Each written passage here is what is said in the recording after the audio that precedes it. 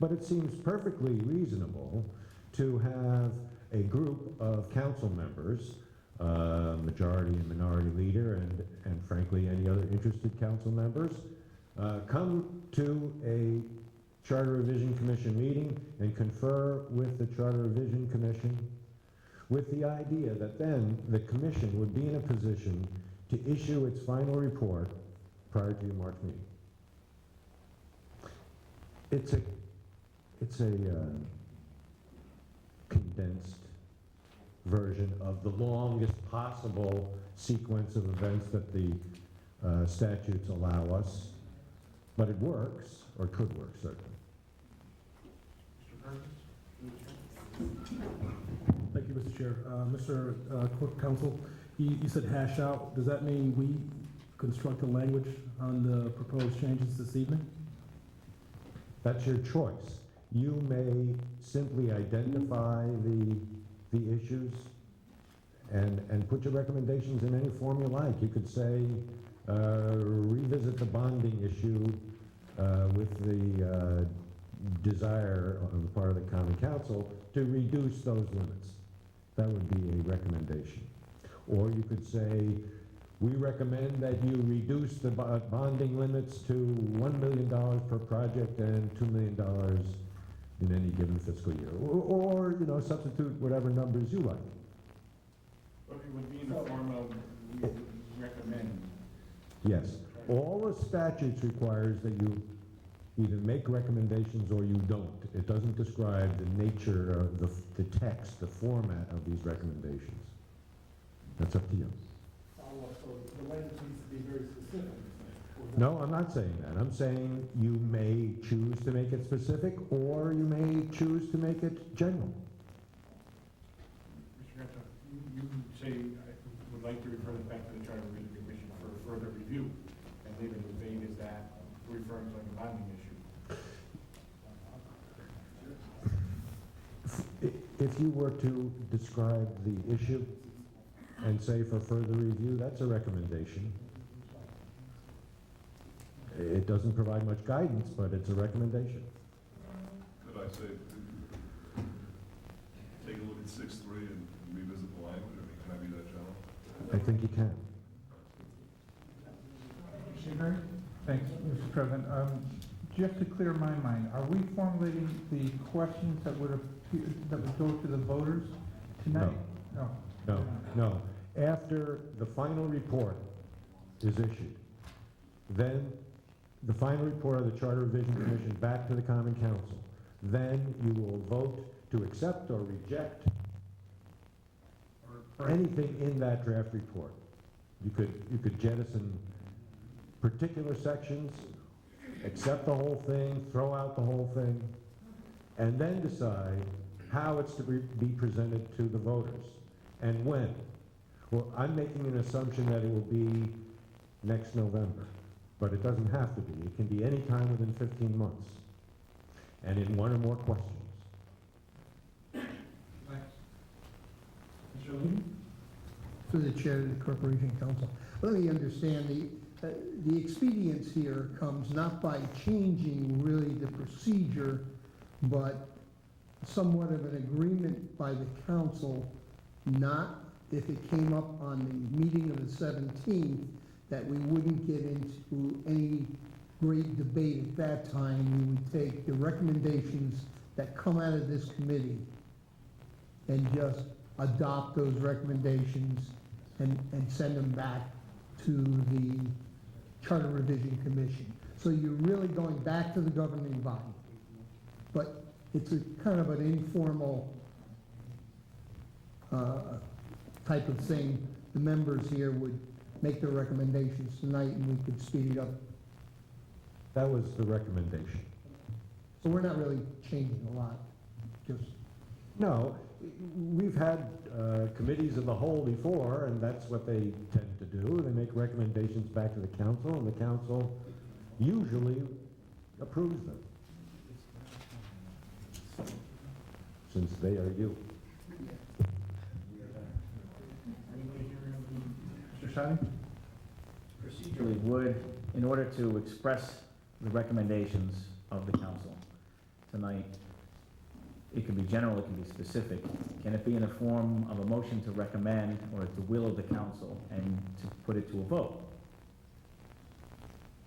So I would move to recommend X, Y, and Z, and there's a second. That would be acceptable, wouldn't it? That would be acceptable, certainly.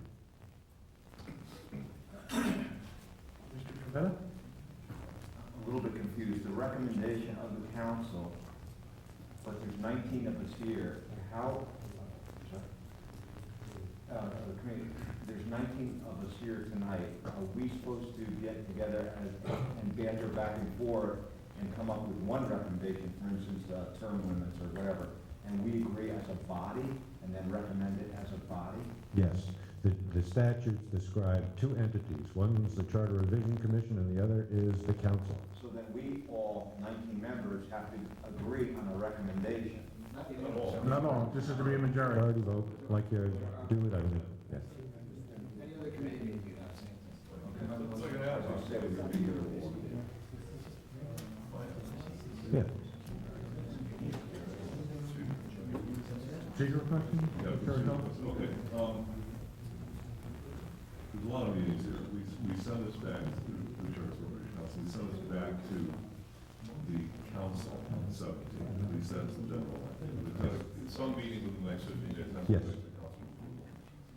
At that point, let's just assume for the sake of argument that there will be changes, there will be a recommendation of changes. So we Yes. will be giving the document back to the Charter Revisions Commission, CRC, with the stipulation that they revisit some of these items, which they then Yes. do. Yes, Or they don't. Whatever they do, they do, not us. We've asked them to do something and they can then do it or not. So let's just assume again that they actually do something and come back with another document. yes, final report. Is that a new document? Yes. Is it recommitted? Does it start No. the process all over again? No, no. The statute is clear that you must have a draft report, you've gotten that now, and that then the council has the opportunity, but not the obligation, to make recommendations. If you choose not to make recommendations, the draft report becomes the final report. If you choose to make recommendations, then the commission considers them, can accept them or reject them, but in either case, has 30 days to issue a second document called the final report. And then if I may continue, the only thing we could do at that point would be to amend that document or break it up for the voters or do things so that we can't even. You don't amend it, you accept it or any of its parts, thank you. Okay, so we can't amend it, but we could delete sections. Up or down? So it's an up or down vote on the changes. We can't make amendments at that. We can amend it kind of tonight with these recommendations. And then That's correct, once it comes back, it's an up or down vote on the separate issues, should we so choose. correct. Are we clear on procedure?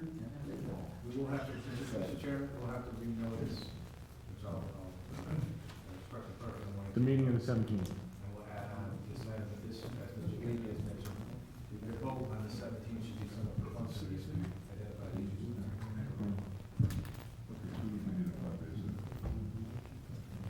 Okay, Ms. Gatsa, thank you. Don't go too far, please. Okay. We can now open the meeting. Who would like to start? Mr. Sadi, would you? Mr. Perkins? I'm opening the committee again, so. Mr. Perkins? Thank you, Mr. Chair. I move to keep the term limits to 2 years. Can I do that? Put that in the form of a motion. I didn't hear if it was in the form of a motion, I'm sorry. Make a motion to recommend to the Charter Revision Commission that we keep the terms at 2 years and not 4. Second. Motion's been made and seconded by Mr. Esposito or Mr. Cheney, I'm not sure, I didn't catch Mr. Cheney. Okay. Under discussion, the motion to keep the term of office 2 years. Mr. Kern. Order. you know, my feeling on this is that I believe that we should separate the term one, be one of the ones separated in a referendum, and let the public vote on whether to go 4 years or 2 years.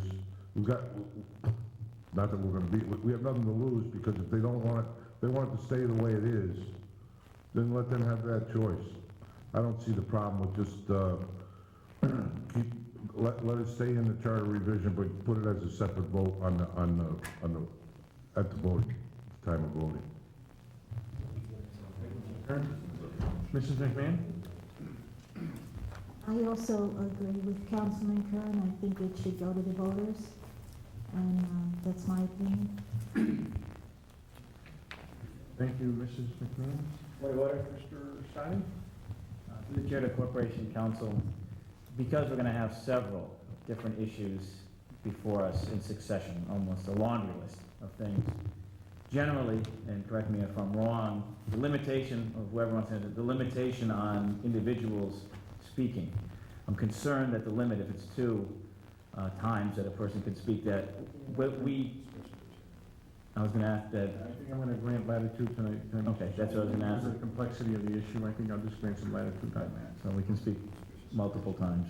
Thank you. But I think what we should do now is, I think one of the things we should stick to is term limits. And I think we should get that issue resolved on where we want to go with that, then we can move on to the next issue that comes up after that. But I think once term limits are addressed, I think we should leave it as addressed term limits. Mr. Cheney? Through the chair, to the actual charter commission. Through the 17 months since you were a body, I didn't hear a lot of my constituents come to me and say, we gotta have 4 years, or we gotta have 2 years. What items came before you to make you determine that a 4-year term is needed? Is there things that you wish to share to this body here to make you come up with that conclusion? Mr. Morano, would you like to come and field that question? You can certainly come right up here to use the microphone for the benefit of our viewers at home, as well as those of us that are hard of hearing. I'm Carlo Morano, and I was, or still am, chairman of the Charter Revision Commission. 4-year terms was really something that we heard from on several occasions, and it was controversial, there is no question about that. But as we looked at the way the capital budget in the city was set up, the fact that it was hard sometimes to bring bonding before the public during election years and things, and as the city itself seems to be growing and becoming more complex, we just had a lot of feedback that 4-year terms would make some more sense so that people would have longer terms in office, could take a longer view of the issues at hand, and that they felt it would be a little bit more efficient form of government. Nothing special about that. Mr. Cheney, does that answer your question? Thank you, Mr. Morano. Mr. Stein? Thank you, Mr. Chairman. I really can't disagree more with those who think that we should just send this either as a whole document to the voters, or that right now we should decide whether or not 4 2-year terms is a good issue. All due respect to my fellow council members, based on the possibility that we might separate this question out. We can't decide that tonight as to how to separate these questions out. We're deciding on these recommendations. When the documents come back, as council explained, then we can decide to separate them out. I would support the limit to 2-year terms. We've had many successful mayors. We have many people re-elected time and time again, and have functioned with continuity in their administrations. Just at this level of government, and even look at our state legislature, our House and Senate, they're every 2 years. I think those that spoke and said that we're expected to sort of get our feet wet very quickly in this job, that's true, and we need to do that, and I think all of us have done that. So I strongly oppose increasing this to 4-year terms and support the motion. Thank you. Can I just interject here? You could, depending on what happens to Mr. Perkins' motion, somebody could make a motion tonight to recommend splitting the question. Recommend. Yeah, it would be a recommendation. Thank you, Mr. Chairman. I'd like to speak to the 4-year term and the idea of splitting the question. The idea of splitting the question, it becomes a difficult one. I attended many of the Charter Revision Commission meetings. And the things that the public doesn't understand, and that's why they elect us to understand all of the ramifications involved here. Things like, in this state, we have no recall provision. And one of the first things out of the mouth of all of those city leaders that have been indicted around the state, one of the, just as in Hartford, is, I will not resign. And that means that litigation has to continue on for 4 years, and the taxpayers are left, the citizens are left behind because they don't understand that there is no recall provision that we can take people out of office. As a matter of fact, I think in the case of Bridgeport Joe Ganim, they had to pay him off to get him out, to get him to resign because he was for 4 years, as well as in Waterbury, 2 of the mayors there were paid off for sick time and sick leave. So that dividing the question and getting into all of the nuances, the public is not aware of what they'd be voting on. I initially was very much in favor of extending the term to 4 years. But when I understood about, first of all, we don't have anything in our Constitution that allows for term limitations, so you couldn't have a mayor and elect him for 2 terms and say, well, he's reached maximum. A mayor could stay in office for 15, 20 years very easily and continue to build a political base that would be very difficult to overcome. And I think we've dealt with 2-year terms in Danbury for a number of years, and I think that it served us well, and we ought to continue. Most other branches of government are 2 years. Congress members, the only ones are senators, and they're 6 years, and that's too bad. But most other office holders, it's a 2 years term.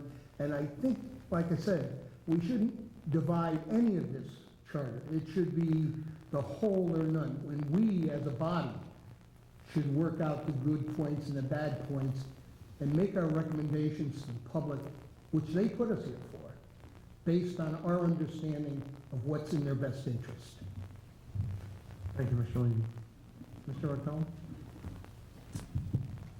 Thanks, Mr. President. You know, the constituents didn't send us up here to turn around and send stuff back to them every 5 minutes. I mean, we have a recommendation tonight to go to 4 years.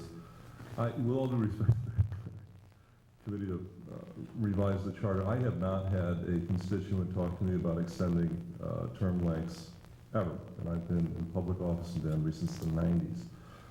Sometimes they actually talk about shortening limits, as we heard tonight. But without being facetious about this, there's a couple of structural issues with 4-year terms that we don't really bump into too much with 2. A couple have been mentioned already this evening. Term limits, recall provisions that are non-existent within a 4-year term or even within a 2. The ability to, a particular philosophy that I have, that the closer you are to your constituents, the shorter your term should be. There's some precedent for having a 6-year term with a senator, only 100 of them, and they, represent 300 million people in the entire country.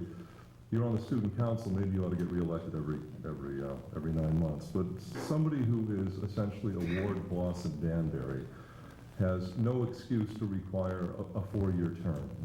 You can make a case about a mayor. They're wearing 2 hats. They're the political head of the city, and they're also the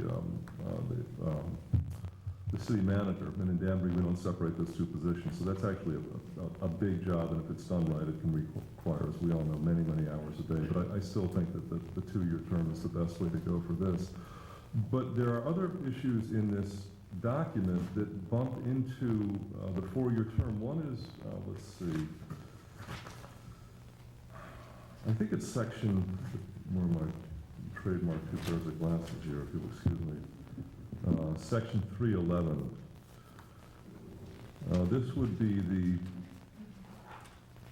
reducing by 1/3 the amount of electors needed to force a referenda during a 30-day period after an item is voted up on the agenda, going from 15% down to 10.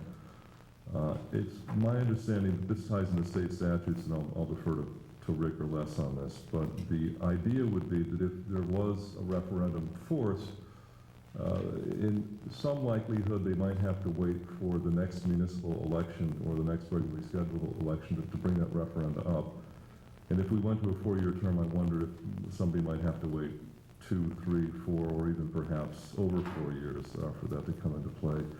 So I'd like those questions answered before we vote on this tonight. And again, I'll defer to Corporation Counsel, the Mayor's Office, whatever.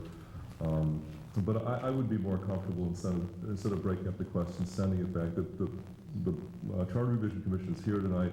They heard testimony. They have a pretty good idea where the city is on this. I would be more comfortable instead of separating the two questions, simply making a recommendation to them to reevaluate the 4-year term. Thank you. Mr. Chairman, if I may just address that. We often have had referendum that have taken place outside the normal municipal election cycle. We have used under my administration the presidential preference primaries. They're a great vehicle because you got everybody together and you got all the checking people. We've had referendums on those days. We've done them on state elections that happened as well. And we've called special referendum days where we didn't align with any particular election, but we just opened the polls and had the election. So I don't necessarily see an impact there in terms of being able to do referenda on specific items. There's plenty of flexibility to be able to do that, and by no means these charter changes would prohibit you from scheduling a referendum at any date or time about that.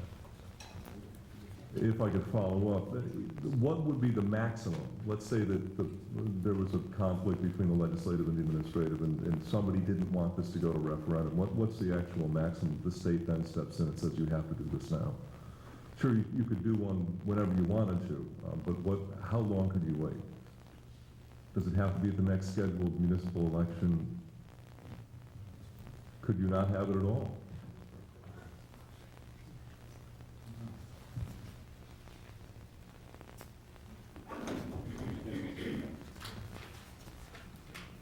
The statute says that when the petition is successful, and frankly, there are a number of different statutes that this applies to, or that apply to this, and they indicate that you will schedule the referendum for the next regularly scheduled election or a special city meeting.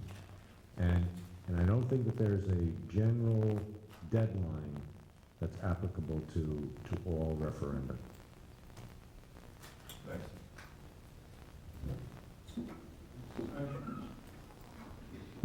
Thank you, Mr. President. I initially did support the 4-year term, and I'm going to tell you why I did speak in front of the Charter Revision. And it was because I felt like it is expensive for us to run every 2 years. And if it was every 4, it would open the opportunity for other people to be able to run for this office who may not have been able to financially hold the burden. And that was my initial thought. Since then, since this has hit the paper, and I do get calls from my constituents about they really are more in favor of a 2-year term, I will be more than willing to listen to what my constituents say, and if that's what the decision is in the city, I will completely back it up. Any other comments on this? The motion, Doug, you have the motion? Recommend to terms of office of 2 years. I just had one comment if I could. Mr. Caltrino? Well, it's already been seconded. And we were all just under discussion. But what I just wanted to say was that I had followed the Charter Revisions Commission process on this, and I'm caught between both. I would like to see a 4-year term for several reasons, and I think there's some good arguments as to why a 2-year term also works. But I will tell you, as one of the gentlemen that said here tonight was about splitting the question and putting it out to the voters and let them decide, was this is the people of Danbury's charter. This is their constitution, not ours. And although we're members of the city, I think that it is an item that, if it's this controversial, should be split out, and it should be voted on in November by the public, and let them make the decision on this. I think they have the right to do that, so I will be supporting the four-year term, and be supporting a four-year term when, if and when a motion makes it to that point. Mr. Arcani? Thank you. Mr. President, I just want to get this straight for myself. If I was to vote no, it doesn't necessarily mean that I'm supporting a four-year term, it's just that I want the voters to have it, to say in this.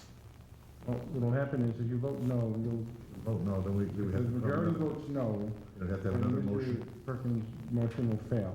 And then another motion will have to be made to make a recommendation of what you want to do with a 2 or 4 year term.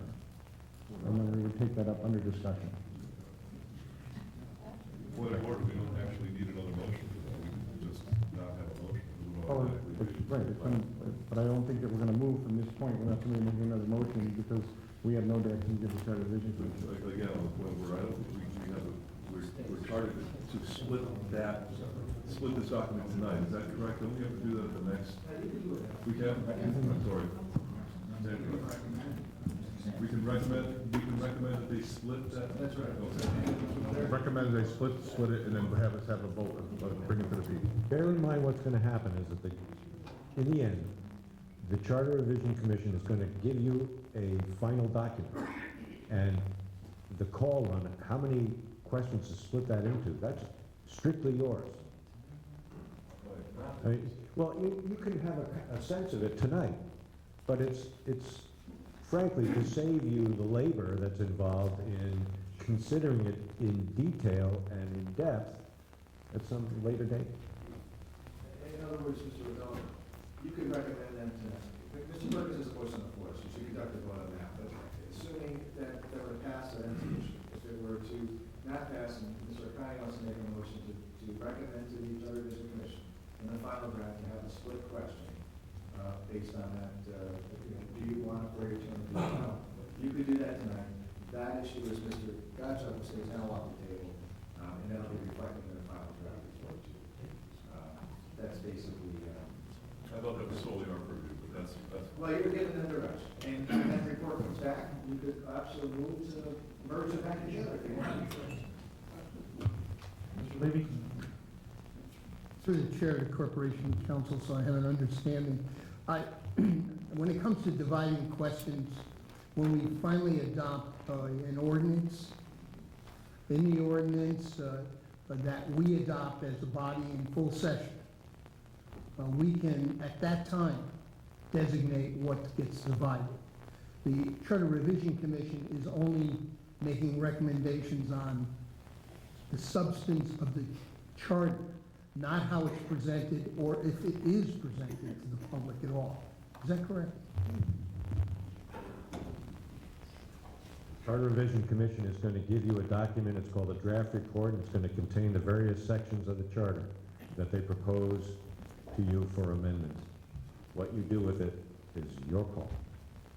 You can reject the whole thing, you can accept certain parts of it, and of those parts that are accepted, you can choose to forward them to a vote of the people at some time in the next 15 months in a dozen questions.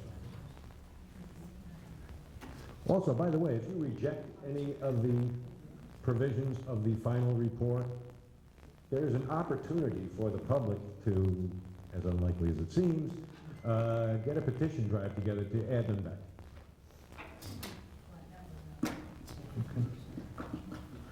Okay, anything else on Mr. Perkins' main motion? If not, I'll try your minds. A yes vote to Mr. Perkins' motion would be to recommend to the Charter Revision Commission that they come back with a recommendation to us for 2-year terms. A no would defeat that. Try your minds. All those in favor signify by saying aye. Aye. Okay, well, the ayes, and all those against, say, let's do a roll call vote.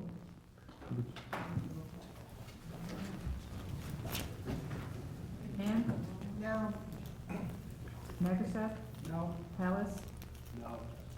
Trombetta, Yes. Calendino, Yes. Perkins, Yes. Yes. Visconti, Cheney, Yes. Esposito, Yes. Sadi, Yes. Cavo, No. Vitello, Yes. Diggs. Yes. Titles. Yes. Orkanti, No. Curran, No. Knapp, absent. Levy, Yes. Riley, Seabury, No. Stanley. Yes.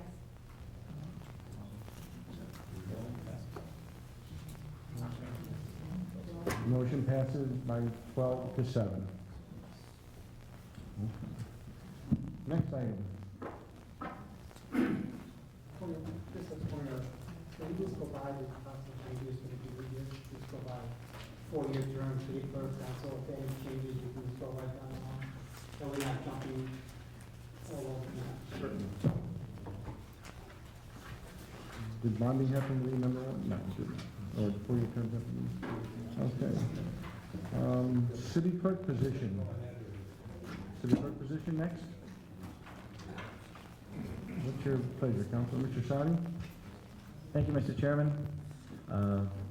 I've stated my concerns about this proposed change, and while I do agree that there does need to be a change here, that it should no longer be an elected position, and it should be an appointed legislative assistant to the council, I think the appointment should be made by the council president, and it should be an individual who is chosen, I think as several speakers have addressed and others have talked about, from a list of individuals who score a certain level on a civil service test.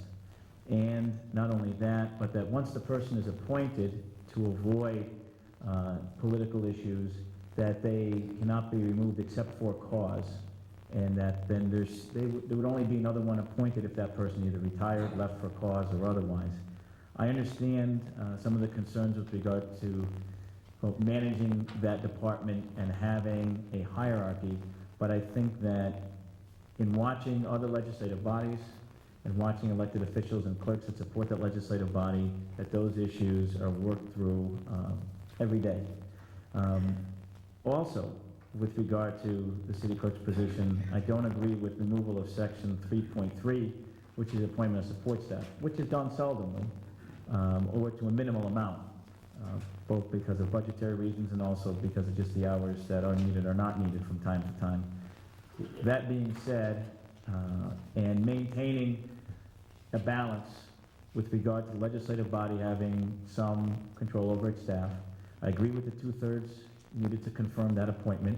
That'll make sure that you don't have a majority of 50% plus one simply controlling an appointment. I move that we recommend to the council of the whole to recommend to the Charter Revision Commission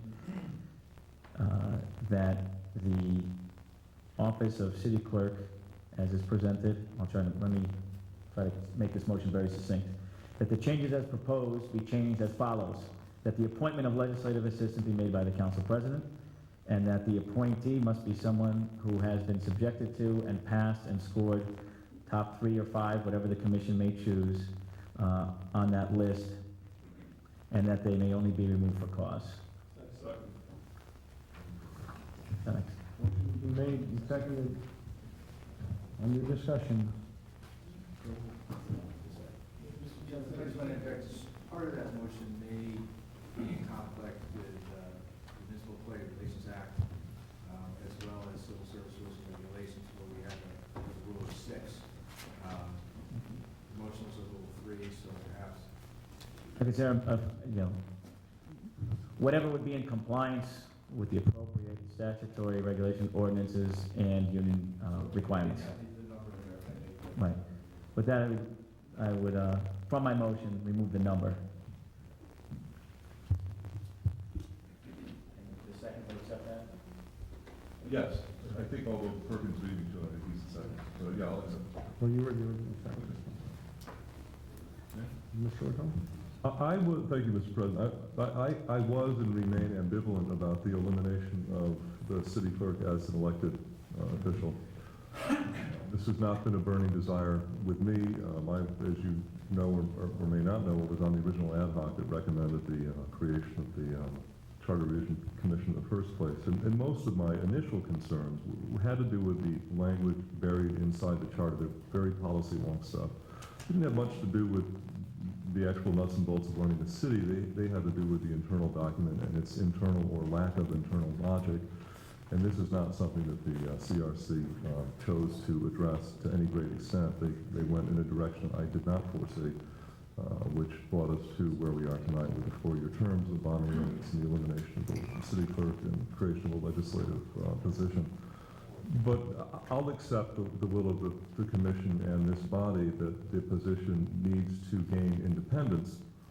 The logic there escapes me a little bit because really nothing is more independent than an elected official. They sometimes don't even have to show up for work, and maybe that's a problem. I'm not casting any aspersions, but the idea, I guess, is to give the voters by proxy a little bit more direct control over the head of that office. Okay, having said that, it would seem to me that if we are serious about eliminating this position, this is a big deal. The city clerk has been a part of Danbury for generations.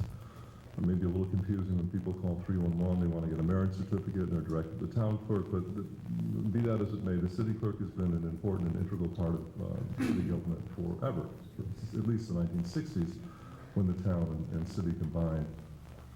So it would seem to me that if we're serious about taking this fairly drastic step, or radical step, and eliminating that position, we should be getting something in return for that. If we're going to lose the independence of an elected official vis-a-vis the direct connection to constituents, we should, as members of the council, to protect the council, have a little bit more say in the selection process, and also the elimination process. If you look at the language in the section, while it does require a 2/3 majority to validate the mayor's pick, the person essentially, after they have been appointed, serve at the pleasure of the mayor and can be fired at will. And this does not, if you were in that position and you were in a city where there is a healthy discourse between these two bodies, the administrative and the legislative, and you were ostensibly working for one of those bodies, but your essentially employment history was controlled by the other, it doesn't take a rocket scientist to assume that the person in their own vested self-interest might lean away from one and towards another. So I agree with Councilman Sadi's recommendation.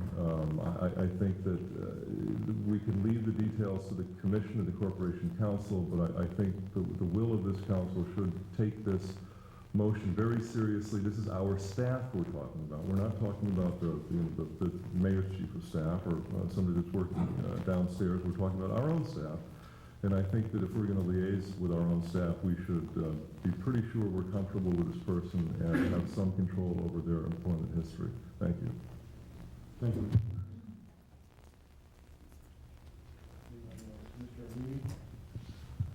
I too agree. This is a good step in streamlining government, which is a primary function of the Charter Revision Commission, is to bring it so that it streamlines it for the people, operates better for the people. And the volunteers that serve on the Common Council need someone that is free from the pressures, the political pressures that exist. Civil service does that as well as having a dedicated individual to help the council members do their research on ad hoc committees and various issues. So that I think it's a good step. I'm not sure, I need a little clarification, excuse me. In the charter as it exists now, the council also had the opportunity to hire additional staff as well. And I would, along with the administrative assistant being hired by the council president, approved by the council by 2/3 vote, I just wonder if that could be added to that recommendation, or did I understand Mr. Sadi's original proposal to include that?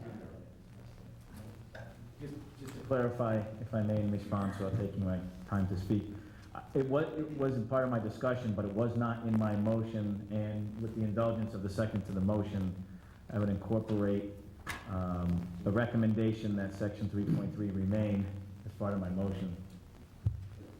And if I may continue, The second agrees to it. Yes, I do. and the rationale there is that, we have people that get sick and they need replacements at times, and that can be a problem. So that the president should have the authority to bring in temporary assistants or whatever that case may be, or even have a full-time temporary assistant to the administrative assistant in the event something major should happen, because the historical continuity of the operation of the council rests in the full-time employees. And I know we come in as elected officials and think we can really set the world on fire, but our reliance really is on the paid staff telling us how, when we should notice a public hearing and all of that type of thing, and we should protect our interests in behalf of the citizens to do that. So I'm in favor of the council appointing its own assistant, as well as having additional staff if necessary to cover that area. I understand some of the mayor's rationale, but this is almost like, how would he like me to fire his secretary? This is the Common Council's only individual that works directly for the Common Council, and I think that it would be undermining ourselves to vote against this.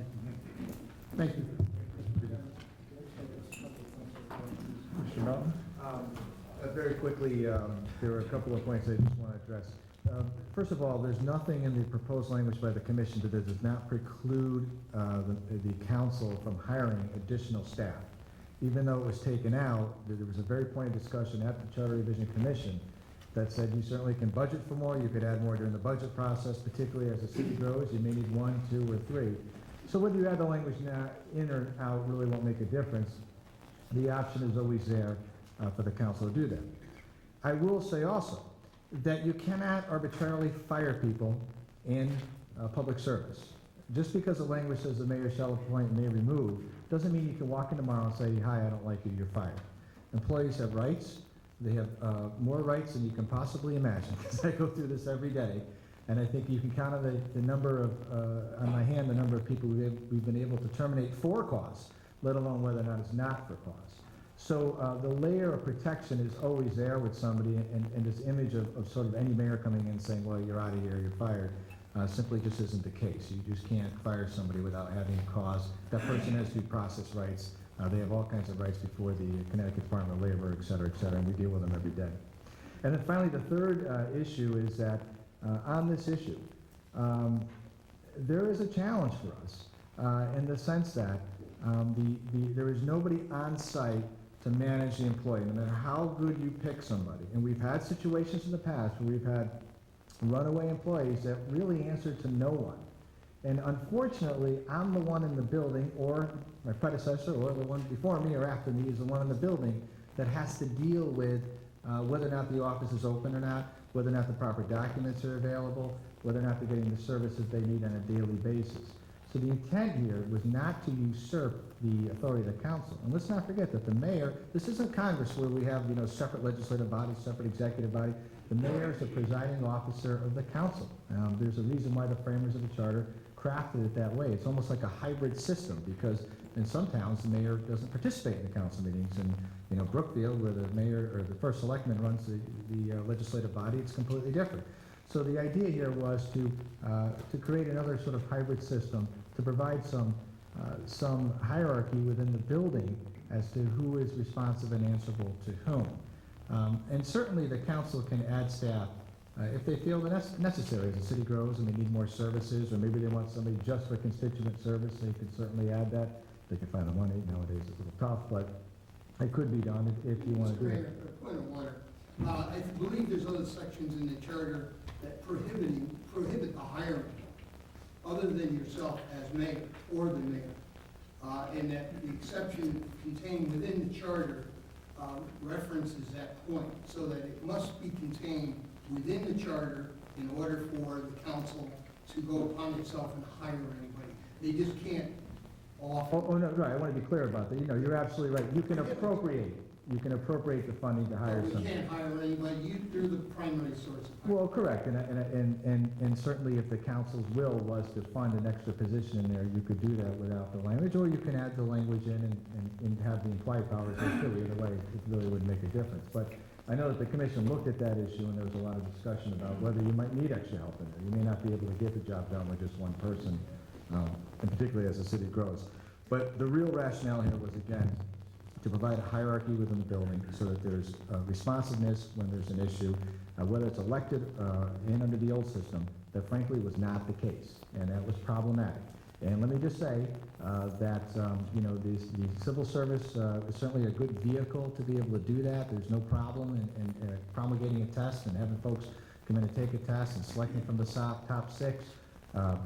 Present the person for appointment, appoint an ad hoc committee to interview the person, then make a full recommendation. A 2/3 vote of the council is a very high standard to meet on any board. So they're really going to have to know their stuff, and they're going to have to be well-trained and ready to go. So I just want to share what the logic was. Mr. Seabury? Thank you, Mr. President. Just clarification for me.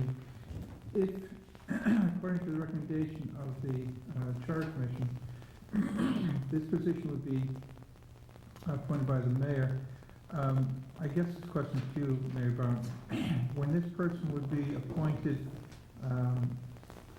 by yourself, would they be answering to the council president, or would it be answering to the mayor?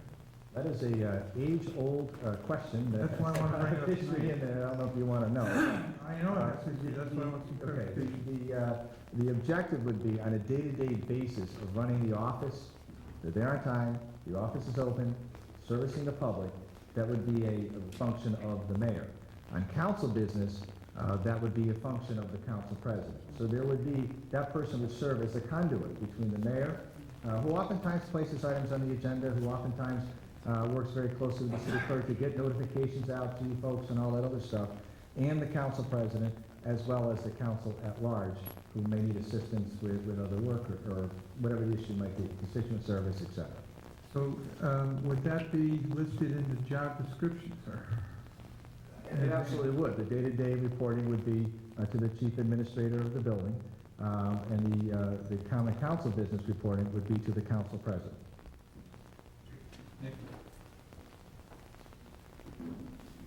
Mr. Shine? Thank you, Mr. Chairman. The sort of the template that the mayor laid out, where you want to make sure somebody's here on time, somebody, as a civil servant, needs to report, needs to not overextend their lunch, and those things, is absolutely correct. And what he just outlined here with regard to the council's business being a reportable matter to the council president and to the council by the legislative assistant is also correct.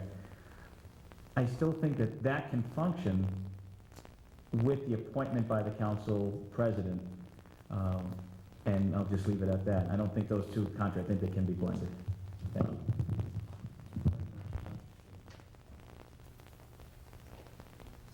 Anything else?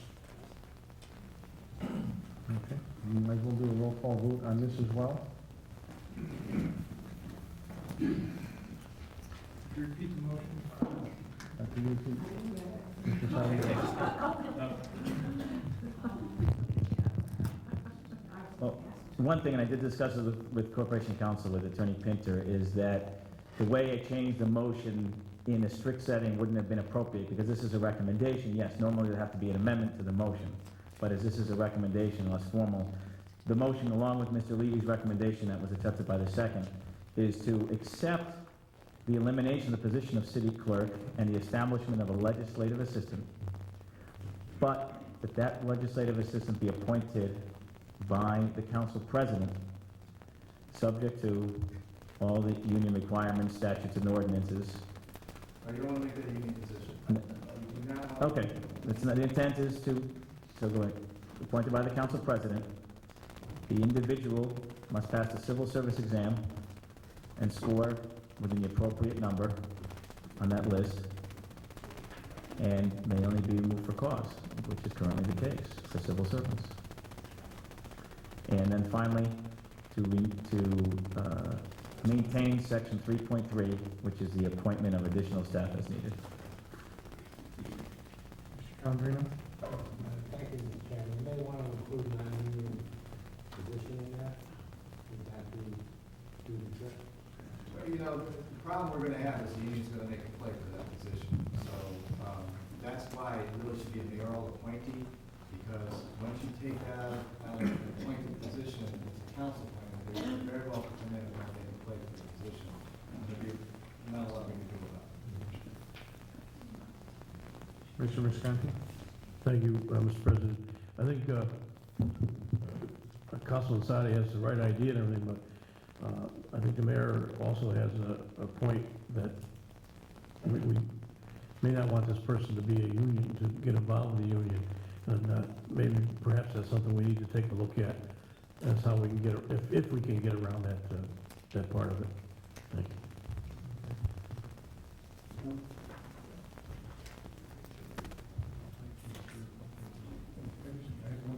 Myself through Corporation Council or through the mayor's office, if the test is run civil service, would that automatically head the person towards the direction of being a member of the union, just by nature of the process of hiring? I think that I think what'll happen is we'll end up having to negotiate over that position, whether or not, that's, again, the reason why we wanted to leave it as a mayoral appointee with confirmation by the council at a 2/3 level. Because, and testing is not necessarily a problem. You could set up we could set up our own testing methodology, even if we wanted to have an ad hoc committee serve as a test to do final interviews or however, then make a recommendation to the full council as a whole, under my letter as the final recommendation under my appointment. But my concern is that by taking the appointing authority away from the mayor, even through a tested process, very well could end up placing this position in the union. It'll be scored, and then there's a whole other set of rules that apply to the employment. And I don't know if I think it's no disrespect to our unions, they're terrific, but there's a flexibility here, night meetings, things like that you're going to need out of that position that are going to become problematic. That was why we left it as an appointed position. Thank you, Mayor Bellman. Mr. Vitale? We've been discussing this for about 15 minutes, and my guess is the Charter Revision Commission has been battling this particular issue back and forth for several months. I know that back in August, or maybe even before that, June or July, this came up, and it's been on the minds of a lot of electors in Danbury for many, many years. Can I assume, and I'll put this question out to Rick, can I assume that they have been advised on several of these processes, eliminate the first step is to make a decision to eliminate the city clerk. You've now done that, and the next step is, what are we going to do now? How are we going to replace that position? So now you have many meetings or discussions or advice from the administration, Corporation Council, how you can actually go about filling that position.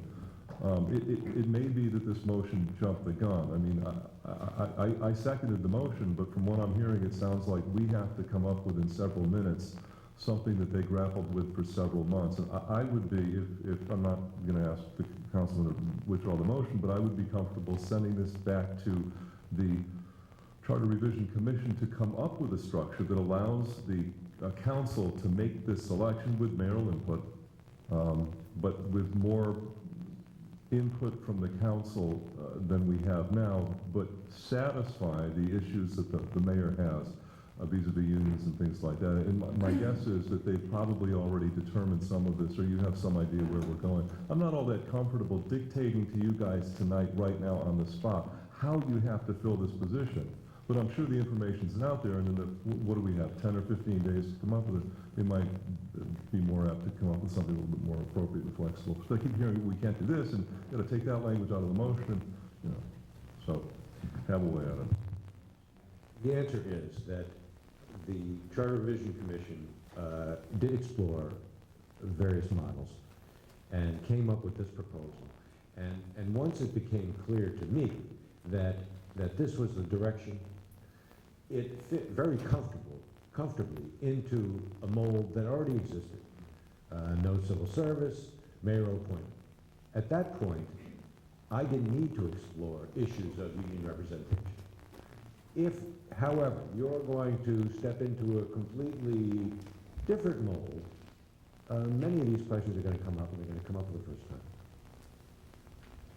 And I have, thank you very much for alerting me to the problems that I'm gonna be facing, but I will take them very seriously. What would be easier, simply to recommend that the Charter Revision Commission revisits this issue, or accept Mr. Sadi's motion with a detailed explanation of how they're supposed to do that? I don't think easier is really the right way to approach it.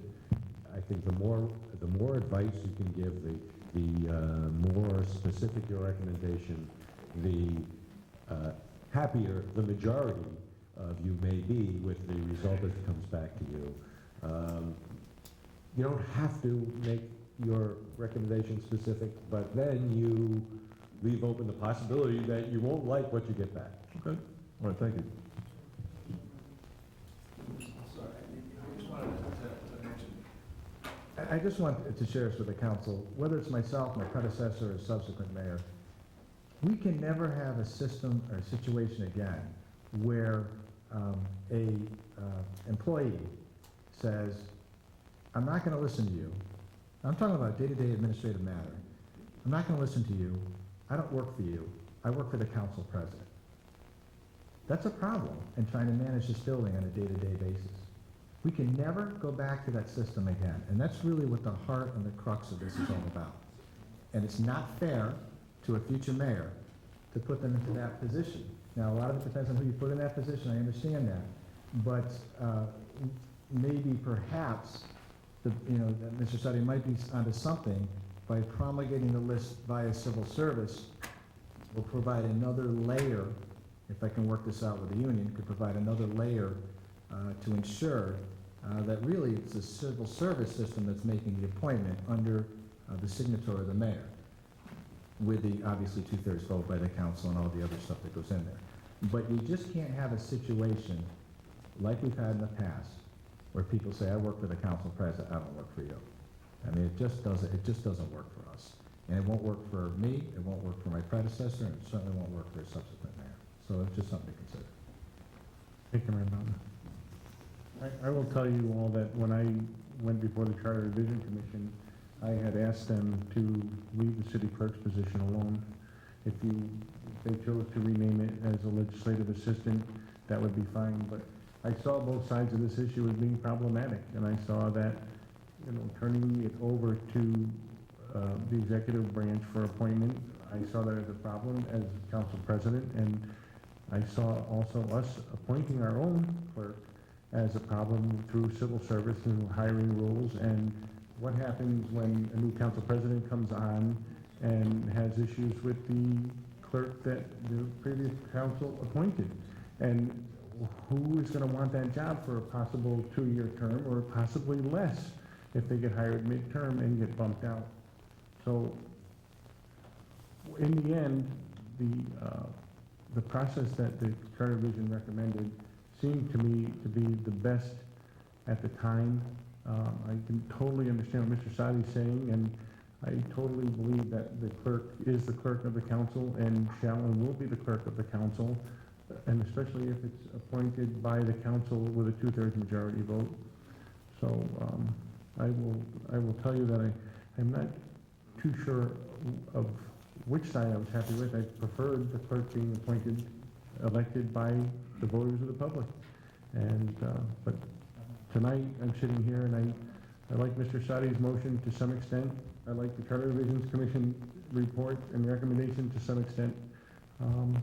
So I would tell you, it's been a very difficult decision for me, but I think that in the end, when it comes down to it, I think the appointment by the mayor's office would probably be the most logical because of the direct supervision that the mayor's office could have that I, as president, can't provide because I'm not here in the building. This is a total volunteer position for me, and I have a full-time job. And so someone has to make sure that the office is open and that the person is there and lunch hours aren't being overextended and the work's being done. And I will, in that situation, will make sure that the clerk is working for the council. And that would be my job as president. Mr. Biscacchi? Could we just have the motion read one more time so we know what's going on here?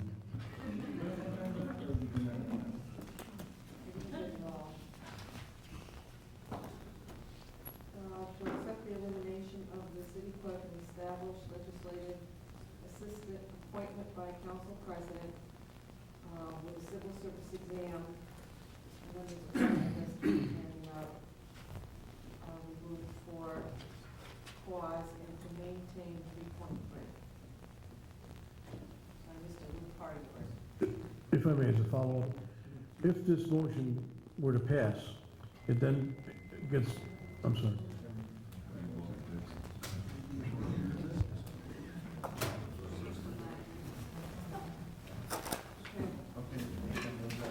If we were to pass this motion this evening on a vote, that motion would then be sent back to the Charter Revision Commission for them to work on. Am I correct? Correct. The way I understand it, yes. It's a pretty specific motion that Mr. Sadi made. It wasn't too much, it was direction, recommendation. This is a point of order through the chair to Corporation Council. Notwithstanding the specificity of a motion, the Charter Revision Commission can do with it what it wants, correct? Thank you. The commission can reject your recommendation. So, I'll, that was a point of order. Thank you. Thank you, Mr. Gattro. Mr. Sadi? I'm not withdrawing my motion, but as we're discussing this, I can see the members of the Charter Revision Commission very diligently, and I don't mean that pejoratively, you guys are doing this, writing down a lot of notes here. And the reason I asked that question, the point of order, is that to the extent that one of our motions in this deliberative process up here on a very substantive document doesn't make sense or runs into legal roadblocks, Corporation Council and others, or counsel to the commission, will advise them, and they'll craft and fashion something, hopefully, that addresses those concerns. So, well, the specificity of a motion is for the purpose of communicating a desire. What I meant by sort of, and I said this informally to Councilman Visconti, sort of chewing on it, they'll flesh that out as best they can within the legal parameters, and if something is incorrect, they're going to come back to that. If they don't like it, they might come back with a completely opposite position. It is a recommendation, and I absolutely understand, as I said before, the issue of administering the day-to-day operations of that person. You know, punching in, punching out, figuratively, not literally. But the intent here, and also the concern of somebody being released or terminated because of a change of council presidents, well, a mayor's changed too. So the purpose would be to protect them generally, not just, I don't think by having where the mayor appoints or the council president appoints, that protection's not necessarily there, and the intent would be to have some sort of sustainment of that position unless there's a reason to remove it, and as the mayor outlined, it's very difficult to reach that burden. I'll close my mouth now, thank you. Mr. Rotella? You know, ceding control of our staff does not sit well with me. With all due respect to the mayor and this idea that he has to liaison with our staff. It is our staff. It's not his staff. We would hope that any person that was hired under appropriate circumstances would naturally want to work with the mayor. But we need control of our own staff. And I think that Councilman Sadi's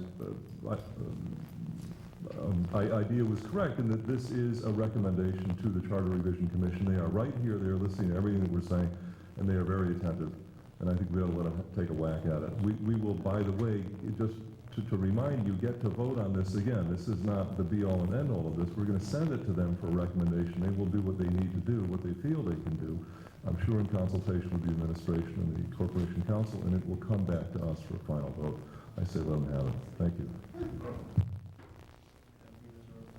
And just to that, I would just say that I totally agree, and like I said before, I think Mr. Sadi's motion has some great merit. I just think it's too specific. And I think it's laying it out too specific. And if it were to fail, I think we could come back with a less specific charge to the Charter Revision Commission to craft out legislative assistant position and how we could do that. And I would just, for one, would prefer to do that.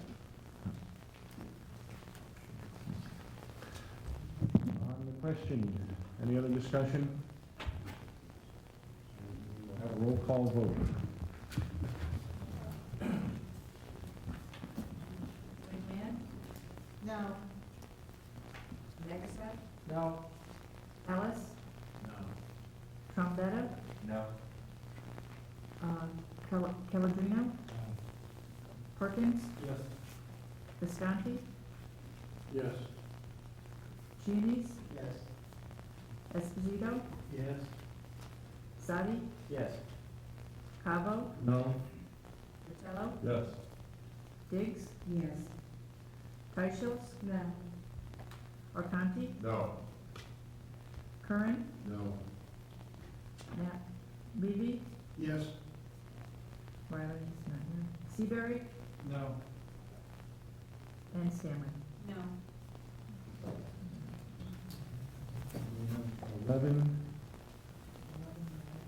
11 noes and 8 yeses. The motion fails. Mr. Chairman, I just like to thank Mr. Ellis. I only told him this would only take like 10 minutes. Yeah, once a month, too. Would someone be interested in making a motion? Mr. Levy? Are we ready for another? We are ready for another, Mr. Levy. I'll try to simplify this. Okay, thank you.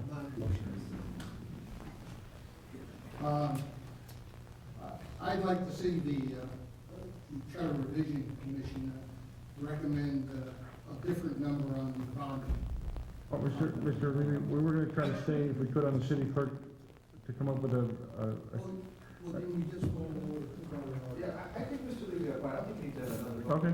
They got that, maybe look at that a little bit. That's fine. We're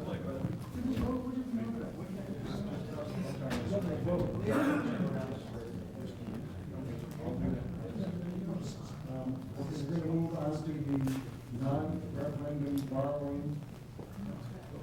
Some $500,000, $250,600, and the capital $500,000. I'm sorry? Point of order. I thought earlier in this discussion, the informal assembly, we go through the list of proposed changes Right. I'm sorry. one by one, and then if there was discussion on that one, and if there wasn't, then we move on to the next one. All right. So we are moving on to. Then Mr. Cheney is bringing that up. Thank you, Chief. I'm sorry, I was on the page of revisions. The next item would be city council. Is that, what you have there, Mr. Chief? On the item of city council, change name from common council, James Lincoln. Well, it's actually section 2-6.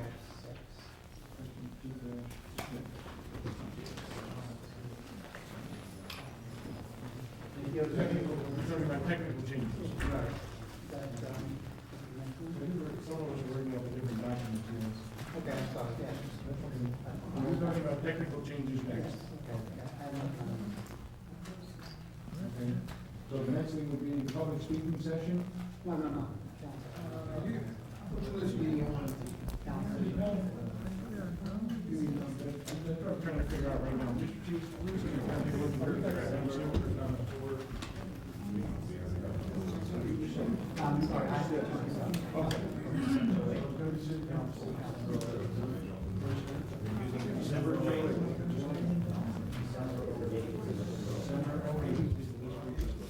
Okay, so the next item on the agenda is city council.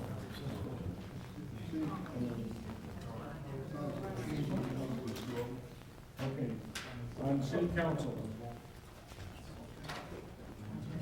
Is there any discussion on city council? Point of order? Changing name from common council, yes. Mr. President? Seabury. Are we accepting motions for this, or are we just saying is there any concern, and if there's none, moving on? No concern, we're just gonna move on. Any concern on item city council, change names to common council? Mr. Perkins? Thank you, Mr. Chair. Just a point of order.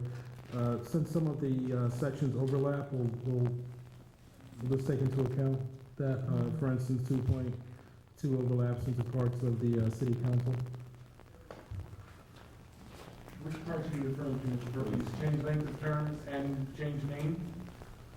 Just length of term so far is my question, since that's already been recommended to, Right, we're just gonna take up the change name at this juncture, since the 4-year term has already been taken up. okay, thanks. Anybody have any issue with the change of the names?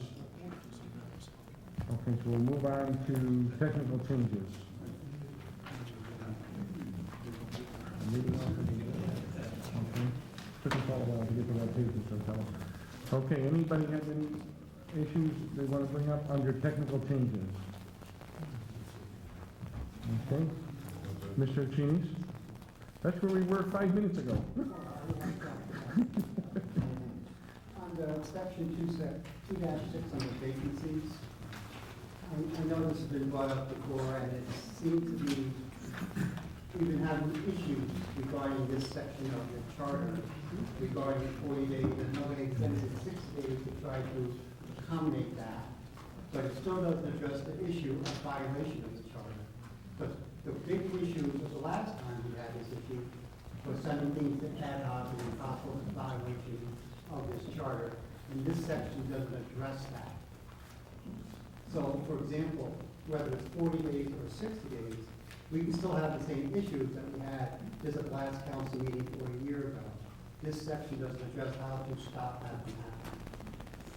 Because, for example, you can have someone at the 59th day, and the council may have the right to send an ad hoc, and the same issues would be addressed. So my recommendation would be to charter revision, to try to revisit this, to try to address those concerns, or the issues that we had at the last council meeting, to try to prevent something like that from happening in the future. For example, one of the recommendations we may have is, shall be filled within 60 days, to have, shall be submitted a name to the council within a certain period of time. That could avoid any charter violations if this council may have an issue with that appointment. I think that could be a way to avoid any embarrassment for the future or any potential charter violations. So I just want to make a recommendation to the charter to take a look at section 2-6 to try to prevent any future violations coming. Okay, so you have a motion and seconded by Mr. Rottello. Mr. Morano, did you want to address this? If I could. Please. Yeah, one of the things we try to do in this section is obviously extend time for filling vacancies and things, because you're having trouble meeting within 15 days. The state statute does create some problems. One of our questions to you would be, What penalties do we give people? We can't send a mayor to his room.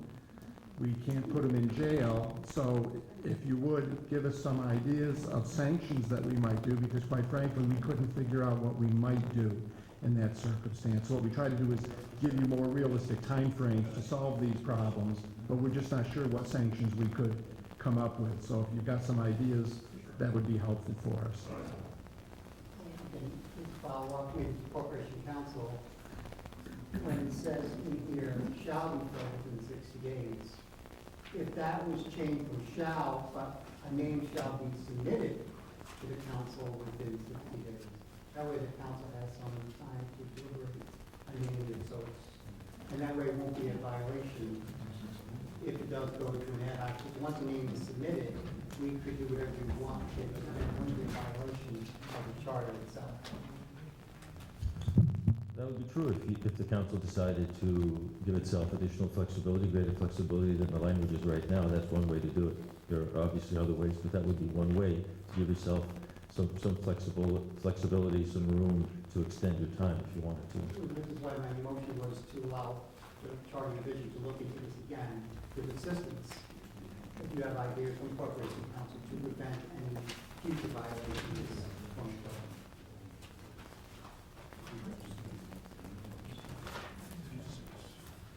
Shine? I might be able to shed a little clarity, I think, to the chairman, Mr. Morano. the issue that came up is Corporation Counsel explained to us a potential penalty for failure to act on an appointment within the recommended time, or the required time of 40 days, which was that could possibly be interpreted to mean that that seat would have to remain vacant until the next election. And not to speak for Councilman Cheney, but maybe as simple as that failure to comport with this provision will result in vacancy in that seat until the next general municipal election. And hopefully it will not be 4 years. Because even if you shall submit something in, and I was just thinking about this, within 30 days, what if you don't? We again run into the problem of what happens. And then we also run with the cases and common law and try to figure that out. So that's the issue. I don't want to, this should not be dictated as much as just, that's the issue that came up, and I think that's what the councilman is concerned about. It's not a penalty as much as it is what happens if you don't do this. Cause and effect. Thank you, Mr. Chairman. Thanks, Mr. President. I think Ben's motion neatly sidesteps the issue of penalties. Frankly, it's a lot easier to submit a name than it actually is during a period of great contention and approve that or appoint that name. So if the Section 2.6 does not specify that the position must be filled, by not filling that position, you don't run into the wall of penalty. Frankly, with Corporation Counsel's ruling of last month, I find it hard to believe that the State Supreme Court would recommend as a remedy for failure to follow this previous process, previous revision, the remedy would be the disenfranchisement of an entire ward. I was shocked at that ruling. I mean, the Corporation Counsel seemed to say, if you don't do this, the State Supreme Court is going to say you can't do it. And if we were on a 4-year cycle like some of these other communities, it could mean that for 3.5 years, people are not represented, and I would be flabbergasted. And I would actually like to know if that's ever happened. And if it has, okay, fine. I would find it very surprising. But again, Mr. Chinese's recommendation sidesteps that. They're not saying that we have to make the recommendation, that we have to fill the seat. They're simply saying that you've got to submit a name. And we want to, and the other thing is about, we put a penalty in here, it comes up to minority majority blocking. It becomes a really good strategy if you've got a 10-11 council and a vacancy comes up, that they can block that appointment by voting against it, letting it elapse, and then you're again disenfranchised for another 3.5 years, specifically now because we've actually included that penalty. So my advice to the Charter Revision Commission would be to simply reevaluate that and maybe substitute submit for fill. And in so doing, you could leave 60 or perhaps even roll back to 40. But this idea that we have to appoint and we institute penalties and we then give minorities or majorities a great tool to knock a couple of people out of the ward for years does not sit well with me. Thank you. Mrs. Taylor? Is there a motion on the floor? There is. Yeah. Just a point of order, let me just restate my motion so it's more clearly, so we can all, it's a motion to recommend to the Charter Revision to determine a consequence for failure to comply with Section 2-6. No, I'm not going to second it. I thought the motion was actually to substitute submit for fill. Thank you.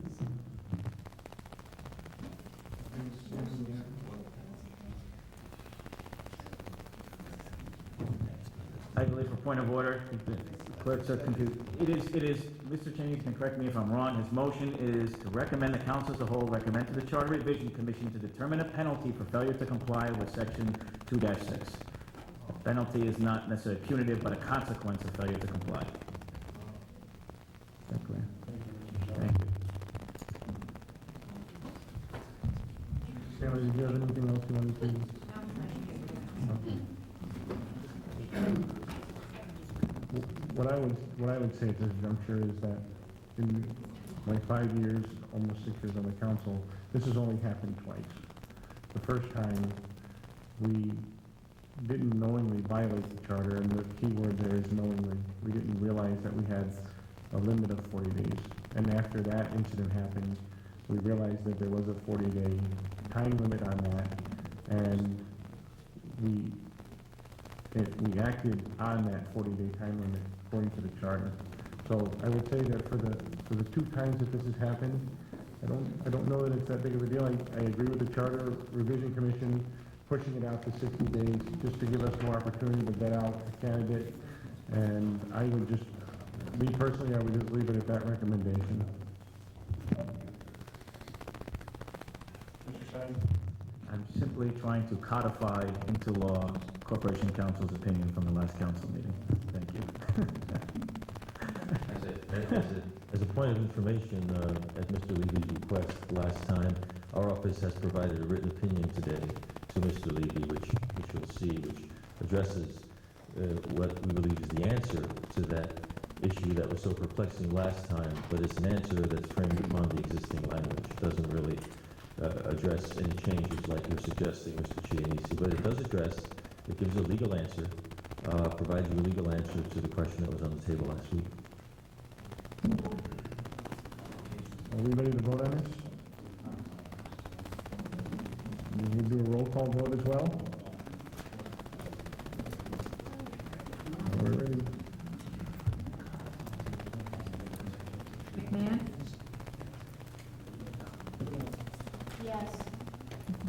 Hagerseth? No. Hallis? No. Trombetta? No. Palladino? Perkins? Yes. Visconti? Yes. Chinis? Yes. Esposito? Yes. Sabi? Yes. Cabo? No. Fratello? No. Diggs? Teichels? Oh, Not feeling well. Arconti? No. Curran? No. Levy? No. Wiley's no. Seabury? No. Stanley? No.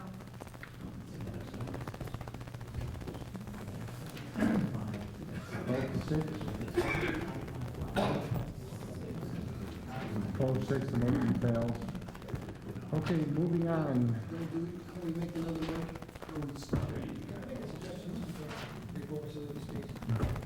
Is there not consensus on the majority of those items that are on there, and can you just focus it on the key ones that Well, that's what we're doing, Your Honor. We're trying to take it down. If there are no issues, if someone doesn't have a burning issue with something, we're moving on through it. So, I just wanted to make a motion on that same issue, but more general, that the Charter Revision Commission revisit. well, I think they will be doing that, Mr. Levy, based on what we did with the city clerk as well. Why are we making all these recommendations? Make a carte blanche with each other. I will second that motion, and I also refer back to your counsel, he said that would be an appropriate motion. Okay, so Mr. Levy, we'll entertain your motion, we'll entertain Mr. Rotella's second, but you need to make it first. Okay, recommend that the Charter Revision Commission revisit the issue of replacement of council members and vacancies and the time limits. Perfect. I'll second that myself. Okay, under discussion? Being none, I'll try your minds. All in favor, signify by saying aye. Aye. Anybody opposed? Anybody abstaining? Okay. Let's move on. Public speaking session. Anybody? Sorry. Are you clear that if you make no recommendation, that the commission is not at liberty to decide to review a section on its own? You're clear? Okay.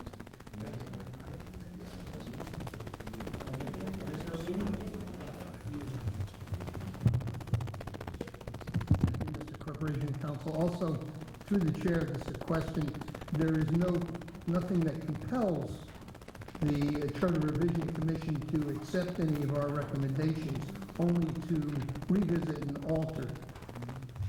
That's correct. There's nothing that compels the commission to agree with you. they can accept or reject a recommendation. And I've just indicated to you that the recommendation can be general or specific. Thank you.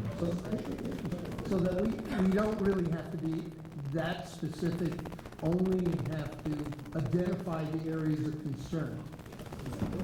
I think that's fair. I'm going to advise the commission that there's play in the joints, and that if they want to have a conversation about an area that was of concern to you, that they can do that. Mr. Sadi? We were moving to public speaking session, yes, Mr. Sadi. Yes, it was unanimous. Under public speaking, Mr. Chairman? Mr. Sadi, please proceed. Move that we recommend to the council as a whole to recommend the Charter Revision Commission that we remove the language authorized representatives and maintain that section as it currently stands in the current charter. Motion's been made and seconded, under discussion. Yeah, if I can just,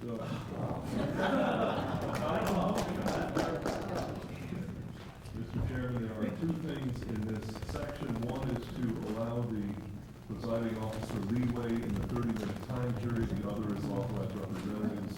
Mr. Sadi, is your motion to eliminate both? No, my motion is specifically as stated, and without opining on the others, it remains.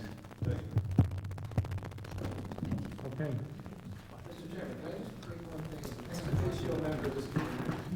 Perhaps, I don't do objections to the representative thing because I don't have the lawyer up here pontificating for 45 minutes, but we have had situations where we've had an elderly resident, we brought in a brother, a father, we want to, maybe there could be some language that gives some latitude towards the chair of the council to allow that to happen without necessarily using language like authorized representative. Well, I'm suggesting, I can hear him saying, oh, Jesus over here, saying, I don't know what's going on. But we have had situations where people could not speak or were afraid to speak and brought them relative. Perhaps the lawyer can and I'm just, they're welcome on the issue, we'll look at it. Mr. O'Connell? Yeah, there's nothing in the charter, correct me if I'm wrong, that excludes an authorized representative who happens to be local. The charter speaks on one thing. You have to be either a resident or taxpayer. So if you wanted someone to speak for you and they happen to be this high-powered, windy attorney from Danbury, they could. If they were able to translate for, I'm going to make light of this, is getting a little late, but there's nothing in here that prevents a representative from speaking. The only thing by sending this back and punting it back, we would eliminate a non-local authorized representative. There's nothing in the charter that prevents local authorized representatives. So if anybody up here is concerned that there may be a person with trouble with language or hearing or mobility or issues like that, there are 75,000 people in Danbury, we could probably pick one of them to be a representative, correct? Thank you.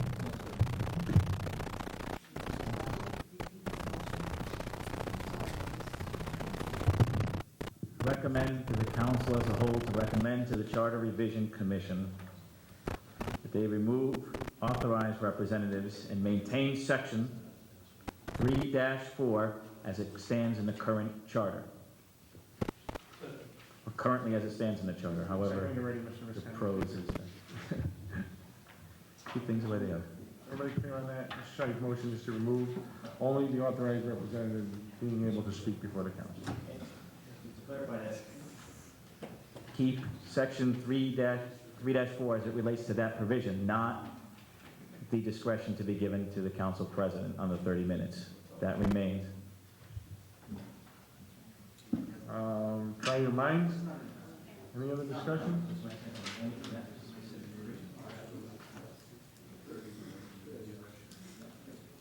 Any other discussion? Seeing none, I'll try your minds. All those in favor signify by saying aye. Aye. Anybody opposed? Anybody abstaining? Okay. We're moving on to referendum petition percentage. Okay, we'll move on to municipal donations. Mr. Cheese? Thank you. Section 4.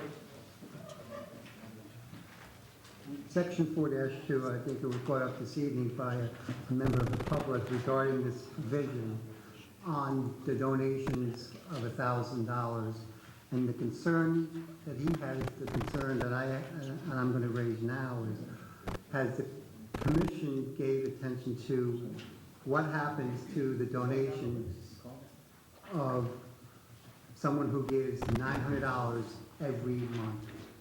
Now, there's nothing in here that says, and over time, that could be pretty substantial. And I know we get the report that the donation was made, but it's always after the fact. So I would like to make a recommendation to the council as a whole, to the charter, that a provision be added, that it's in the aggregate. Any donations $1,000 or more in the aggregate must come before the council for approval. Annual aggregate. Mr. Perkins, you second that?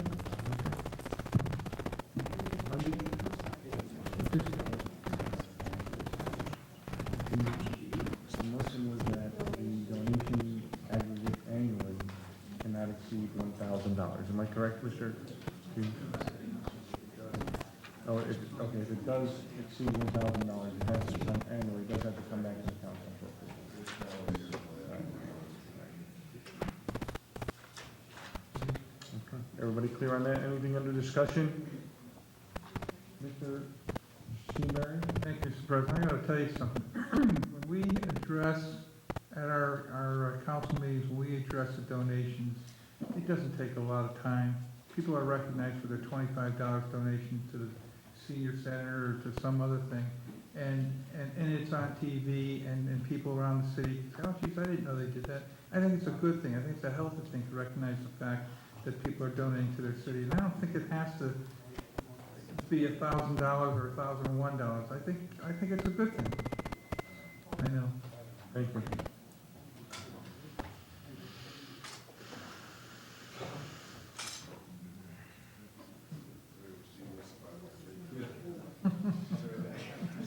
Yes, sure. Well, we're waiting for a taking, Mr. Sadi. The paper's expired, and Mr. Seabury still has the floor at the time, so. Mr. Seabury, you may continue, thank you. I would vote against this thing. Frankly, I don't have any objections to accepting donations of $5 or $100. I don't think it has to start at $1,000, so. Thank you, Mr. Seabury. From the chair to the Corporation Council, I believe in reading the charter revisions recommendations, I believe that there still has to be a report made to the council on the next regular monthly meeting. So I think, Mr. Seabury, the donations will still be reported to us. I think it's just the acceptance of them is what we're discussing here. Because that was one of the things that I had looked at as well in the charter revision, so. Okay. Mr. Sadi? Thank you, Mr. Chairman. They will be reported to the council, but they won't be voted on. And if Mr. Seabury's concern is a vote and an affirmative speaking on them, I don't think that'll happen. I think they would be just reported sort of in the aggregate as say like a departmental report, so you wouldn't have the individual recognition. But that's not the issue that Councilman Chianese spoke to.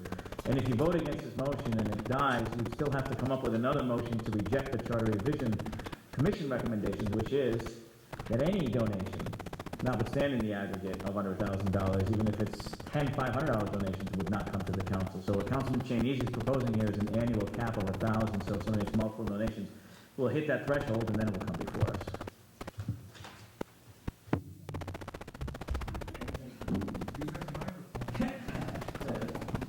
Any other discussion on Mr. Chianese's motion? Seeing none, I'll try your minds. All those in favor signify by saying aye. Aye. Anybody opposed? Anybody abstaining? Okay. All right, we are on to administrative departmental titles updated. Mr. Chianese? Because it's a recommendation to the charter is regarding the administrative assistant. I think that was mentioned tonight, is to change it to chief of staff, because I think that was the term that has been used for a period of time now, chief of staff. I think that would probably be a better term, so I will refer to the mayor on that one. I would only say that Mr. Shepherd loves being called the administrative assistant, so I think it's really, Mike McLaughlin had the title of administrative assistant, and then he also liked chief of staff. The only thing about chief of staff is that it sort of implies that you have HR personnel function over the entire staff. And there were times early in my administration where I thought about having the director of personnel serve as chief of staff because it's really where that function belongs. So I don't know if it's properly named, although the administrative assistant, typically within the office of the mayor, handles the individual staff members there. In other words, I don't get involved in the day-to-day operations of Wendy, for example, my executive secretary. Wayne does. So it's 6 of one, half a dozen of the other. Wayne likes administrative assistant, Mike likes chief of staff. Flip a coin, whatever you guys want to do, I'm okay with. Just to follow up to the mayor, I guess, do you feel that the administrative assistant is the proper term to be used in this day of, or do you think it could be recommended back to the charter to come up with another? I will say this while we're on this subject, and since we're going to be here at 3 o'clock in the morning, I don't know, did you guys change the name for the secretarial position? Executive secretary still in the mayor's office? We did not change the name. Is that in the charter at all? I think it is, right? No, it's not. Okay. Well, that's something we can do at the, so, I mean, that really should be executive assistant, but I'll take care of that at my level. But, what was your question again, Mr. Shaney? Do you feel it's appropriate to have the charter revision, just take a look at that to see if there is another appropriate name to make it more of a modern, to be Yeah, more modern? sure. Yep. Okay, we'll have to take a look at it. Sorry. Yes. Make a recommendation to the council whole. We got a broad consensus here, so I don't know if you have to move to do that, right? Okay with that?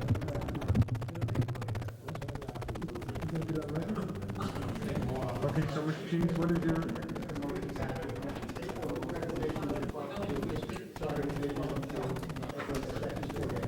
okay, and do we have a second on that? Mr. Rotello will second that. Under discussion, 4-2, no. No, 6-2.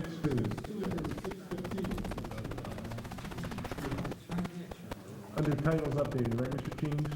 Okay. Any further discussion? Seeing none, I'll try your minds. All those in favor, signify by saying aye.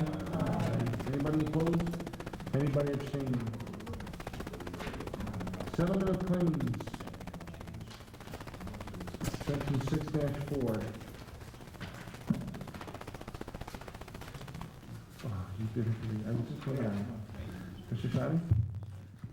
As it was explained to me, I understand the situation now with regard to the insurance coverage on this. These are smaller claims, and that the larger ones, even if there is a portion covered by insurance, such as the landfill type of things, those would still come to us, correct? Correct. Okay, thank you very much. No objection. Okay, we're gonna move on to capital budget procedure, submission to council date change. Section 7-3. Seeing no discussion on that, we'll move on to emergency appropriations.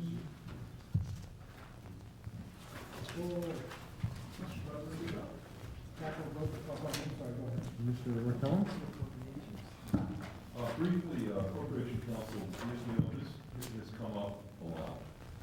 This supposed no limit on emergency appropriation. My phone is ringing, I mean, people, I don't want to tell you what's wrong with people are saying, it's blue sky blank checks, and, and I'm telling them, look, emergency means something, and it's Connecticut statute, and you can't just make it an emergency by say so, on fiat. Could you briefly back me up on this, if I can be backed up, or elucidate this a little bit, because people are about this for it.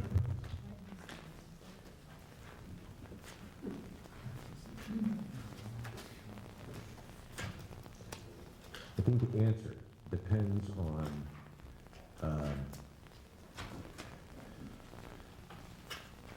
the credibility of the mayor and the common council of the city of Danbury. I'm going to guess that you're going to find lots of case law on the subject of what constitutes an emergency. I haven't done any research to give you that answer tonight on what the most recent case is, but, and I hate to, I generally don't quote justices of the U.S. Supreme Court, but I know an emergency when I see it. And you're going to have to weigh in on whether or not it's an emergency. And I think that that is the best protection that the people of the city of Danbury have, and that's sufficient. Oh, yeah.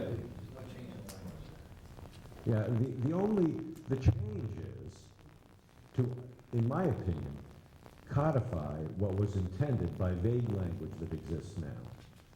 To say that you're going to go through a referendum procedure to deal with an emergency means it's not an emergency, because it's going to take you 2.5 months.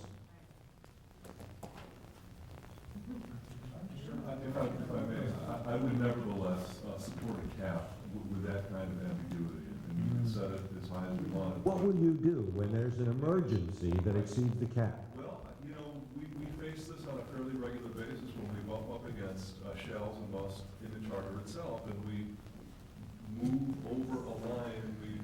I'm talking about an emergency that exceeds the millions of dollars that you will put as a limit. We're going to get the millions of dollars if the cap's that high anyway. We can't just snap our fingers and get it, we can't bond it, I mean, this... We have it in... We can't get more than a couple of $1 million overnight anyway. You have at your disposal. You know, our capacity to borrow is actually very significant, and, you know, with appropriations from the council, we could do a note sale next week for $50 or $60 million if we needed that. Well, and that was actually the number I was thinking of, so... Mr. Lee, Mr. Morano had his hand up. I'm just going to recognize him first. He wanted to... I was simply going to recommend if you want to just send this back to us, because I'm hearing that there's some discussion about to happen on bonding anyway, because you think the limit that's in here is too high. If you're going to send that back, send this back. Let us look at the whole thing again with the idea that the council really is looking for lower caps than what the commission came up with. This is clearly non-capped at this point, and maybe we can work on language that would make you feel better, or maybe that we actually have to put dollar limits in the emergency section. So I'd recommend instead of struggling with it, send it all back to us, and we'll work on that. Let me just, a little bit of history on emergencies. I was on this council at a time when we had to raise $4 million, actually $8 million, to close off the landfill. It was an emergency. That's what we have a fund, I guess you know, I call it the fund balance, but currently we have immediate funds available of somewhere in the order of $26 million. Might be a little bit lower, I get that signal, but I just think that in the case of emergency, and I can't tell you what it's gonna be. I don't think anybody here has a crystal ball.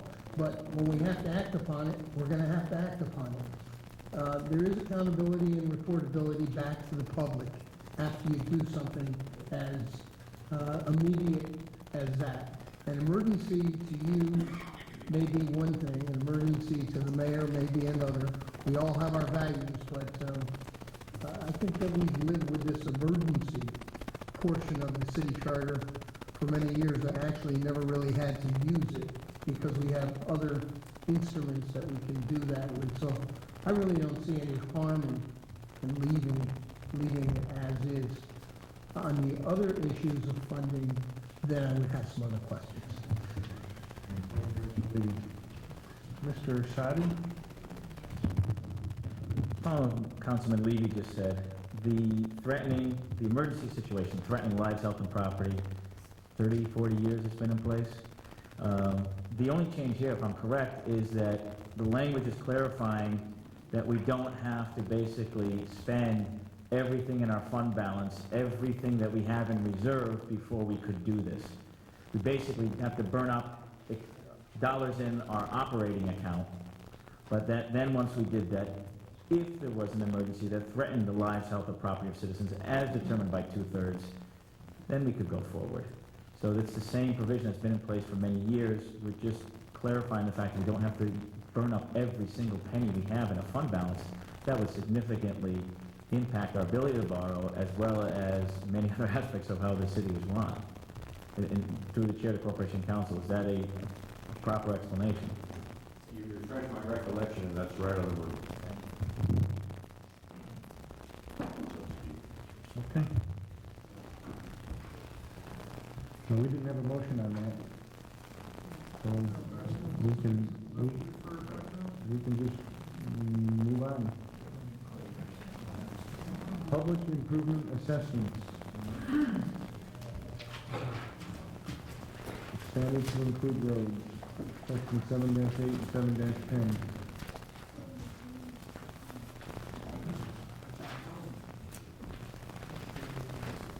Anybody have any discussion, Mr. Cheese? Section 7-8, I guess, deals with the public works for the improvements. Can we get a clarification, at least in the charter revision, what they meant by putting this in there? I think there's some confusion with the public saying, if the road don't include, for example, the road gets paved, I'm gonna have to pay for that pavement because it's at my house, and I live in a dead-end street. This was all my fault. This did not come from the minds of the Charter Revision members. This is simply because we have an ordinance that permits you to assess benefits with respect to public improvement projects, just like you do with sewer and water now. And so we have these three ordinances dealing with sewer, water, and public improvements, and we have a charter section that just deals with sewer and water. It seemed logical to me to put what you've already acknowledged to be viable in terms of assessments in this charter section. It's current practice. It doesn't add anything to your existing power. It just seemed needed to me to do it this way.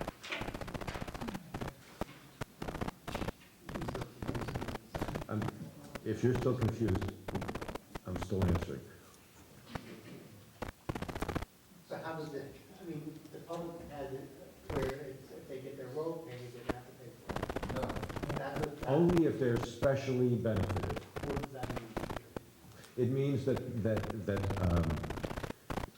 the value of their house increases differently as a result of this than values in town generally. So what You happens? do. So what happens if it actually decreases your value? Where's that benefit then? It's the other one. This doesn't deal with that at all. And it wasn't intended to deal with paving. It wasn't intended specifically to deal with private roads. We had one, Nancy Drive, I think, maybe 10 years ago, and it was too mind-boggling to grapple with, and so you didn't use it. But that's what it's for. It's the possibility exists that you'll choose to fund a public improvement that is special in terms of its benefit in this way. So would it be better if this was rewritten more cleaner, that it's more easily understood or not? Perfectly. I mean, this, from a layman's point of view, you think it could be written cleaner where it will be misunderstood? You could send it back to the Charter Revision Commission, but I want to just raise one thing while I'm standing up here. The commission worked for 16 months to come up with a product that you're looking at now. And you know, if they had the opportunity, I think they'd be more than willing, maybe going out on a limb here, to work another 16 months. But the statutes don't give them that ability. You are going to be asking them tonight to take a look at the hottest topics on their plate and finish up in 3 weeks. So bear that in mind as the clock keeps ticking, that the clock is ticking for them too. Mr. Perkins? Thank you, Mr. Chair. Mr. Gotcho, just clarification. So are you saying that if an improvement does come by taxpayers' home, they are the ones who determine whether or not that has made an increase in value to their home? No, I'm not suggesting that at all.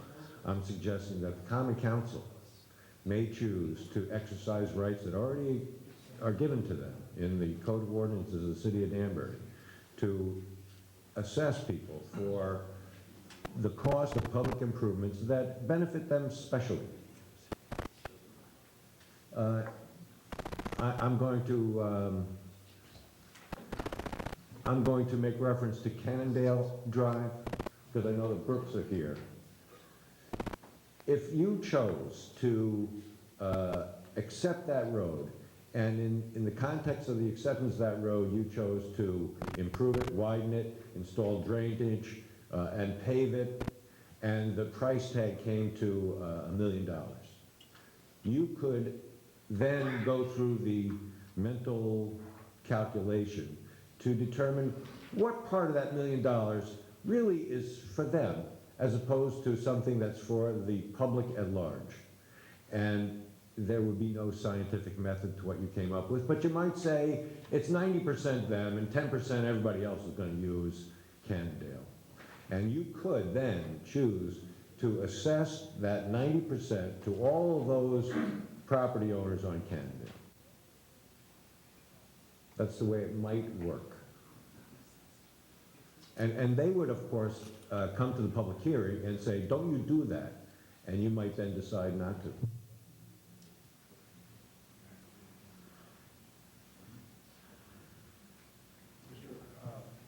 I'll have his hand up next, then I'll get to you, Mr. Visconti, and then back to you, Mr. Cheney. Would this apply, or could this apply to that little road that we built up at exit 8? Pocono. Oh, yeah. It could. Okay, let me just ask you something. It could, but I think in that particular case, you would find that there would be, contrary to the case of Cannondale, everybody uses that. And so it'd be very difficult to assign a high percentage value to people there. The assessment would be more spread out. It might be non-existent. Can we do this now without this language? Yes. You have 2-143.13 or something. We don't need this, I mean, I know you worked on this and You don't need it. we don't You need it. don't We need can do it. it without it. Correct. I would recommend, if I'm making a full motion, but I'm just saying, I would recommend we take it out. It seems to be causing agitation, and it's not needed. It's not necessary. If I were you, I'd make that motion. I will make that motion.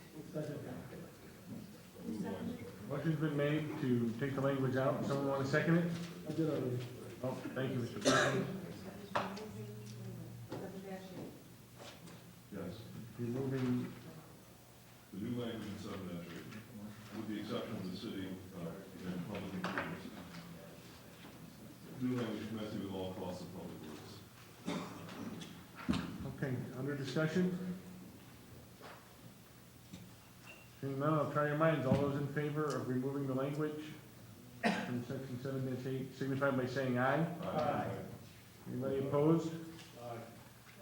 Mr. Visconti? There's always one in the crowd. Actually, there's gonna be two, so Mr. Cavallo down for a negative as well.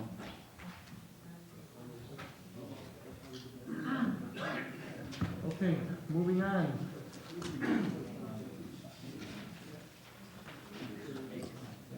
Borrowing, non-referendum borrowing increase to 2.5 million for project annual cap of 5 million.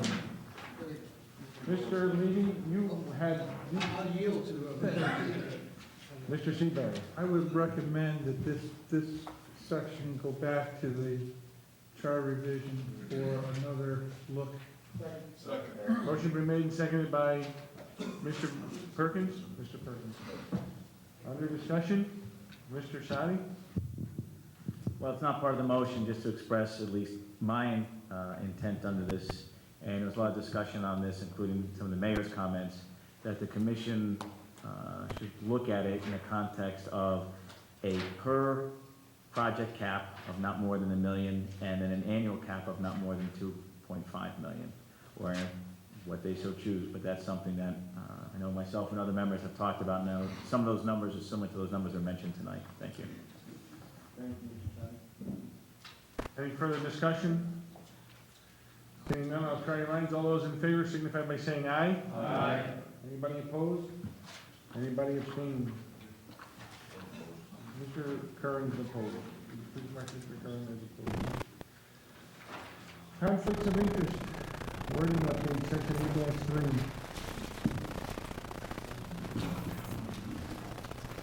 Seeing no discussion, I'll move on to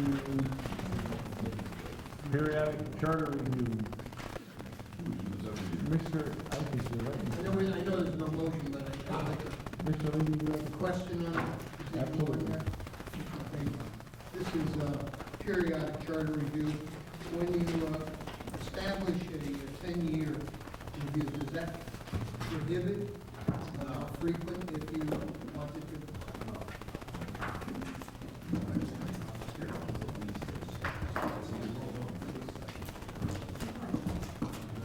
Okay.